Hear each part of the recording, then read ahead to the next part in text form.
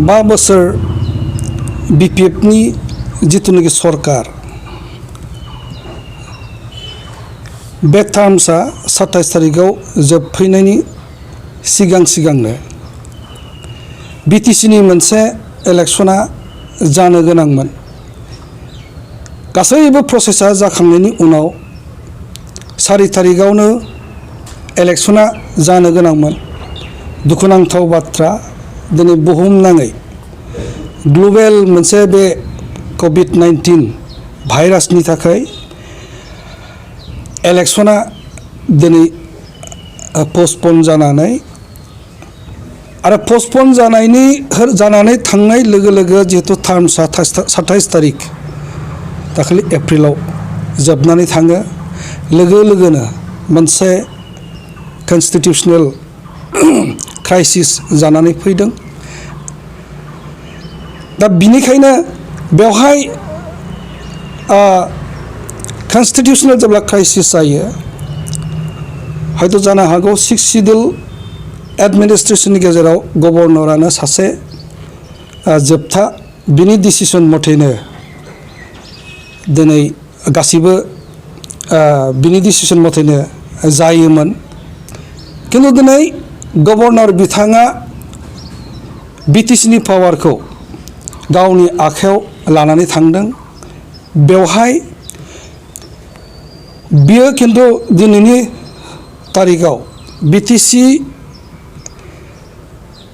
खुंथायनि जितुनिखि टार्म्स एन्ड कन्डिशन्स टार्म्सआ जोबोब्ला माखासे अपसन दंबावोमोन जे बे जुदि टाइमाव इलेक्शना जानो हायाब्ला बेखौ एक्सटेनसन खालामनो हानायनि प्रभिजन दं।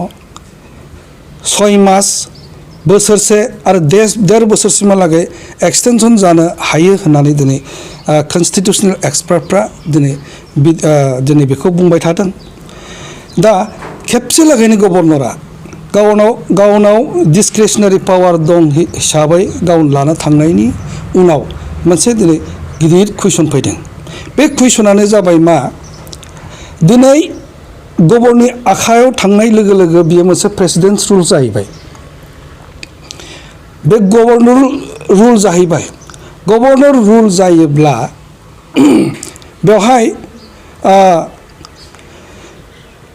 जोङो माखासे बाथ्राफोरखौ जोङो बुजिख'नो हायाखै जेराव माने कन्स्टिटिउशनेल मोनसे प्रभिजन दङ 6 मास एक्सटेनसनखौ BPF सरकारनोनो दिनै बारायनानै होनो हायोमोन। खारन दिनै BPF सरकारा बा BTC सरकार थानाय समाव BPF-आ खुनु मोनसे गोरोन्थि खुनु मोनसे बेबायदि मोनसे मुंख'थावना खुनु जाहोन गैया। कभिड दिनै भाइरासआ फैनायनि थाखायसो जिहेतु इलेक्शना जानो हायाखै बेफोरखौ नायनानै इलेक्शन जिहेतु जानो हायाखै बिनिखायनो एक्सटेनसनखौ खालामनानै होयोब्ला मोजांमोन बेखौ बयबो सानदों। बर' जाथियानो दिनै इन्टेलेक्सुयेलफ्रानो बेखौ दिनै बेबायदि जानांगौ होनना बुंदोंमोन। किन्तु दिनै गभर्नरा गाव लानानै थांनाय लोगो लोगोनो मोनसे कुइसन जाबाय आरो बियो मोनसे संबिजितनि बेरेखा जादों होननानै दिनै BPF-आ दिनै गभर्नरनि सायाव मोनसे अजुहात दिन्थिदों। बियो मोनसे केस जानानै दं। बे केसा दिनै साब जुडिस कर्टनि बे बिसाराधीन जानानै दं। रिजाल्टआ माने मोजांबो जानो हागौ गाज्रिबो जानो हागौ जों बेखौ बुंनो हाया। किन्तु दिनै गभर्नरनि जि मोनसे रुल बिनि हेंथायै दिनै BPF-आ कर्टआव दिनै मोनसे कर्टनि दिनै दरजाखौ दिनै सौहैनो गोनां जादों। दा बाथ्रा जाबाय मा BTC-आ मोनसे 6 सिडिउल मोनसे एडमिनिस्ट्रेसन बे एडमिनिस्ट्रेसनखौ BTC-खौ मोननायनि गुदियाव गोबां बाथ्रा दं। बेवहाय दिनै बर'फोरनि थै जिउ जों आरजिनाय मोनसे जिहेतु एडमिनिस्ट्रेसन बेवहाय दिनै गोग्लैसोनाय जाथि हारि माहारिफ्रा दिनै बे एडमिनिस्ट्रेसनाव थानानै जौगानायनि मोनसे सिमां नुदों। गभर्नर रुल जायोब्ला बिनि आखायाव थाङोब्ला बे गभर्नर रुलनि जिथुनाखि खुंथाय बियो पिपल्सनि सिम बियो बिनि फिथाइखौ बा बिनि फिथाइखौ बा दिनै बे जौगासारनो गोनां बे एडमिनिस्ट्रेसननि गेजेरजों पिटिसिनि गेजेरजों बेखौ दिनै मोननो हानाय नङा। दिनै गभर्नर सासेया दिनै गुवाहाटियाव थानानै बेयो दिनै सासन खालामोब्ला जोंनि जेंना जेथोखौ लानानै जोंनि बाथ्रा फिसौ बाथ्राफोरखौ लानानै जों दिनै गभर्नरनि आखायाव सोर साबसे मानसिया थांनो हागोन? रायजो राजाफ्राथ' थांनो हाया। बेनिखायनो गभर्नरा गावनि आखायाव लानानै थांनो नाङामोन। दिनै एग्जाम्पल दङ, कार्बि आंलं अट'नमास काउन्सिला 6 सिडुलनि मोनसे काउन्सिल। बेखौ 2017 सनाव इलेक्सन जानो गोनांमोन, टार्मसा जोबनानै होबाय। बै टार्म जोबनायनि खारनाबो मोनसे फिसामोन जे इलेक्सननि सिगां इलेक्टरेल रलखौ थिग खालामनो हायैनि थाखायनो बै समनि बनवारीलाल गभर्नर बिथाङा 6 मास काउन्सिलखौ माने एक्सटेनसन खालामनानै होदों। बे constitutional provision दंखाथारो। Karbi Anglong autonomous काउन्सिलखौ हादोंब्ला Bodoland territorial काउन्सिलखौ दानि आथिखालनि गभर्नर प्रफेसार मुखि बिथाङा मानो एक्सटेनसन खालामदिया?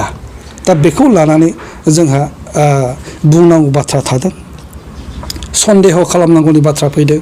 दा दिनै दुखुनांथाव आरो दिनै सोंखारिथावना बाथ्रा बेबो जे गभर्नर रुलआ मोनसे प्रेसिडेन्ट रुल्स। प्रेसिडेन्ट रुलआ दिनै इन्डियायाव गोबां रोखोमनि जों नुनो मोनदों। 352निफ्राय आराम्भ खालामनानै 360 प्रभिजन अफ इमारजेन्सि होननाय कनस्टिटिउसनाव जों नुनो मोनो। 352 आर्टिकेलनिखौ नायोब्ला बे मोनसे इमारजेन्सि रुल। बेवहाय दिनै देशआव लायनो माबा मोनसे वार जायोब्ला बा सिङाव माबा मोनसे दिनै मोनसे गोनो गोथो बा दिनै थासारिफ्रा मोजां नङाब्ला बे रायजोनि सिङाव बे देशनि सिङाव मोनसे रेबेलियन जायोबा सोरबा हाथियार लानानै माबा जादोंब्ला प्रेसिडेन्ट रुल होनो हानायनि मोनसे प्रभिजन 352नि मथे। 356आव बेयो मोनसे इमारजेन्सि। बे इमारजेन्सिया दिनै फोरमायो जे बेवहाय कनस्टिटिउसनेल मिशनारि माबा मोनसे जाबाय। दिनै इलेक्सनखौ दिनै माने सरकार दानो हायाखिसै, सिटआ खम जाबाय बा एसे माने बेबायदि सरकार दानो हानायनि मोनसे परिबेस नङा। बिनि थाखाय दिनै मोनसे कनस्टिटिउसनेल ब्रेकडाउन जानाय 356नि मथेब्ला आरो बेनिफ्राय मोनसे इमारजेन्सिया जाबाय मा? Financial emergency. मोनथाम नेशनेल इमारजेन्सि, ओमफ्राय कनस्टिटिउसनेल ब्रेकडाउन इमारजेन्सि आरो मोनसेया जाबाय फाइनान्सियेल इमारजेन्सिखौ जों दिनै नुनो मोनो। खिन्थु दिनै 356 बै इमारजेन्सि खालामनायावसो जोंहा सन्देह, खारन बेवहाय खुनु मोनसे दिनै गिथाव बाथाव माबा मोनसे दावहाबो जायाखैमोन, गिलु बालु हाथियार लानानै सोमावसारनायनि जेंना मोनसे गैयामोन।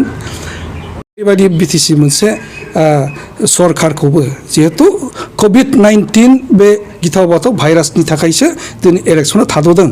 बेनिखायनो 6 मासानो जा 1 बोसोरानो जा जेब्लासिमहालागै इलेक्सनखौ फाथिनो हाया बे समसिमहालागै बिटिसि गभर्नमेन्टनो बा बिपिएफनो सरकारखौ होनायाव जेबो खहा जायामोन। आरो दिनै बेखौ खालामोबा हारिया जाथिया जों दिनै उन्नतिनि महर मोखांखौ जों दिनै नुनो मोनगौमोन। बिटिसिआव गभर्नर रुल फैबाय, दा बेवहाय बिपिएफ हान्जायै माने एक्सटेनसन लुबैदोंमोन। बेयाव गोबां दल संगठनफोर जों नुनो मोन्दों अबजेक्सन खालामदोंमोन। बे बेलायाव नोंथाङा मा बुंगोन? बेवहाय जोङो थारैनो जोङो बिजिरनानै नायदों।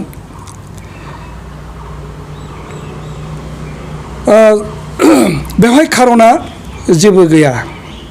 गासैबो दल संगठनफ्रा गावबागाव मोनफा मोनफा सिङाव फिनानै दोननाय थांखि थायो।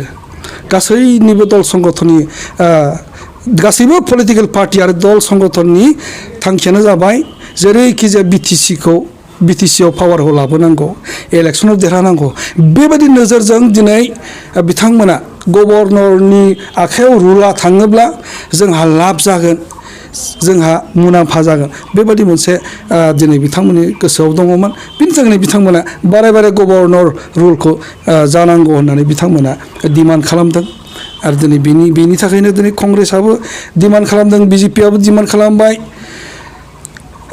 एजिपिआबो डिमान्ड खालामबाय आरो दिनै UPPL आरो दुलाराय बर' फरायसा आफादनिफ्रायबो गभर्नर रुलानो जानांगौ होननानै बुंनायावबो बेबायदि मोनसे गिदिर षड़यन्त्र दङ मानोना बेवहाय बिथांमोना गिनाय मोनसे दङ दिनै हाग्रामा महिलारि बिथाङा बिटिसिखौ 17 बोसोर सालायबाय बै 17 बोसोराव दिनै BPFआ जि समाव बर'फ्रा जेबो गैयामोन मोनसे आन्दलननि गेजेरजों जि मोनसे रिभलुसनारि गभर्नमेन्ट दिनै मोनदों BPFआ बे BPFआ बर'फोरनि जौगानायनि खामानिखौ गोबां बिथिङाव जौगानायनि खामानिखौ दिनै मावनो हादों आरो बे पपुलारिटिया दिनै हाग्रामा महिलारि बिथाङा जोबनानै थाङाखै आरो बेबादि समाव BPFनि आखायावनो बै रुला थायोब्ला बिटिसि पावारा थायोब्ला जोंहा देरहानायनि खुनु